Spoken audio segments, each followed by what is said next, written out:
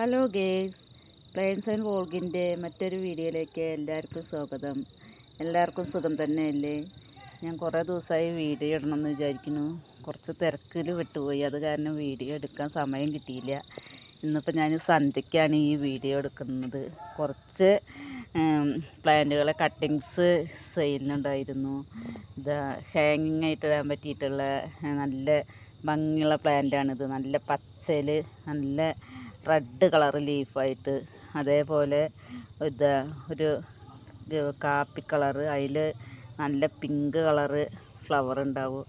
നല്ല ഭംഗിയാണ് ഹാങ്ങിങ് ആയിട്ട് കഴിഞ്ഞിട്ടുണ്ടെങ്കിൽ.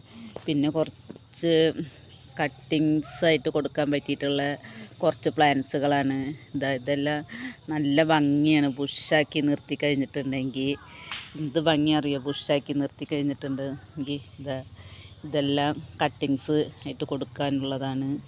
പിന്നെ ഇതൊക്കെ കട്ടിങ്സ് ആയിട്ട് കൊടുക്കാനുള്ള പ്ലാന്റ്സുകളാണ്. പിന്നെ ഇത് നല്ല ഗ്രീനും വൈറ്റും ആയിട്ട് ചട്ടിയിൽ ബുഷാക്കി വെക്കാൻ പറ്റിയിട്ടുള്ള നല്ല ഭംഗിയുള്ള ചെടിയാണ്. അതേപോലെ ലൈറ്റ് ഗ്രീൻ കളറായിട്ട് അതുപോലെ നല്ല ബുഷാക്കിയിട്ട് വെക്കാൻ പറ്റിയിട്ടുള്ള നല്ലൊരു പ്ലാന്റാണ്. പിന്നെ അതുപോലെ ഇതും അതേപോലെ നല്ല ബുഷാക്കി വെക്കാൻ പറ്റിയിട്ടുള്ള നല്ലൊരു പ്ലാന്റാണ്.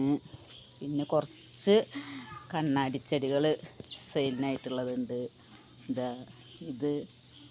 ഇത് സെയിലിനായിട്ടുള്ളതാണ്. അതേപോലെ സന്ധ്യയായി ഞാൻ വീഡിയോ എടുക്കുമ്പോൾ, അത് കാരണം ഒന്നും ശരിക്കും ക്ലിയർ ആവണില്ല.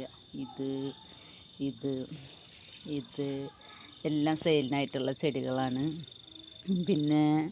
പിന്നെ കുറച്ച് ഇതൊക്കെ വെറും ഞാൻ ചീപ്പ് റേറ്റിനാണ് കൊടുക്കാൻ ഉദ്ദേശിക്കുന്നത്. ഇതെല്ലാം സെയിലിനുള്ളതാണ്.